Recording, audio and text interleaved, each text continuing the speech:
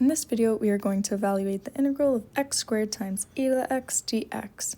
So first, let's see what happens if we try to use u substitution. So if I let u equal x squared, then du equals 2x dx, which is not particularly helpful here. And the only other thing I can choose for u is e to the x. So if I let u equal e to the x, then du is just e to the x dx, which again is not very helpful. So this is a sign that maybe we want to use integration by parts. So integration by parts tells me that the integral of u times dv is equal to u times v minus the integral of v du. So I like to remember this by uv vdu. So let's choose our u and our dv. So I'm going to let u equal x squared. So then dv must be the remaining part, which is e to the x dx.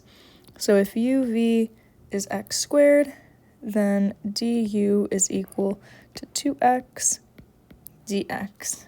And if dv is e to the x dx, then I take the antiderivative of both sides, and I get that v equals e to the x.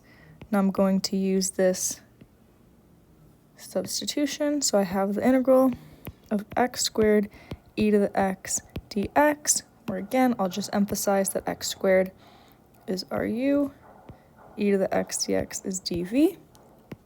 So this equals u, which is x squared, times v, which is e to the x, minus the integral of v times du, which is 2x dx. So I'm just going to rewrite this as x squared times e to the x minus, and I'm going to factor out the constant 2. So now I have the integral of x e to the x dx. So now I'm going to want to use integration by parts again. So similarly, I'm going to let u equal x. So then dv must be e to the x dx. And if u is x, then du equals dx. And like we saw earlier, if dv equals e to the x dx, then v equals e to the x. So now I'm going to use this on our second integral.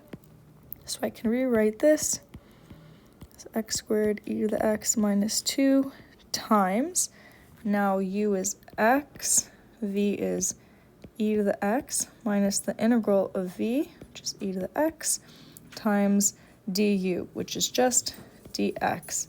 Now this is great because we know what the integral of e to the x is. So I'm just going to scroll up a little bit. So we can rewrite this as x squared e to the x minus 2 times x e to the x minus e to the x plus c. Now I can distribute the 2 and write this as x squared e to the x minus 2x e to the x. Now minus 2 times minus e to the x, so we have plus 2 times e to the x plus some constant c. And this is our final answer. If this video was helpful, please like and subscribe.